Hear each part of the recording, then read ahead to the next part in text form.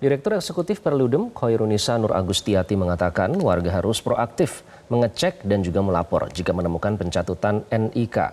Perludem menyebut jika terbukti ada pencatutan KTP, maka bisa berpotensi terjadinya pelanggaran administrasi dan pidana. Di hari-hari ini banyak warga yang merasa namanya dicatut setelah mengecek di websitenya KPU ya secara online, dan banyak yang merasa dicatut. Kan pertanyaannya adalah kemarin ketika KPU melakukan verifikasi itu seperti apa? Karena bukan sampel tapi sensus, didatengin satu-satu. Apakah warga-warga yang namanya dicatut itu didatangi oleh KPU DKI Jakarta, diverifikasi? Karena kalau memang mereka diverifikasi, didatangi secara langsung, mereka akan bilang, oh saya nggak menyerahkan dukungan, saya nggak pernah tanda tangan, saya nggak pernah menyerahkan KTP saya, kok nama saya ada.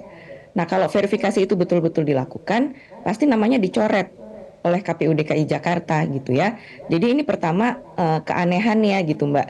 Ya tadi berbeda dengan verifikasi partai politik yang dilakukan secara sampel, tapi kalau untuk dukungan pilkada ini dilakukannya secara sensus yang harus mendatangi orang per orang. Nah, ini menurut saya aneh gitu ya. Kalau kemudian dikatakan misalnya tidak sempat melakukan verifikasi ke semua apa yang memberikan dukungan, ya berarti verifikasinya tidak dilakukan secara tepat gitu ya, karena undang-undang menyaratkan verifikasinya dilakukan secara sensus.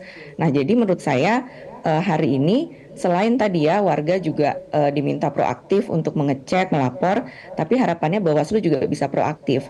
Karena untuk melapor itu kan mungkin nanti Mas Reki bisa jelaskan, untuk melaporkan ke Bawaslu DKI Jakarta itu kan perlu melakukan serangkaian hal administratif gitu ya, mengisi formulir, menyampaikan kronologisnya, yang mungkin warga nggak familiar dengan proses seperti ini gitu.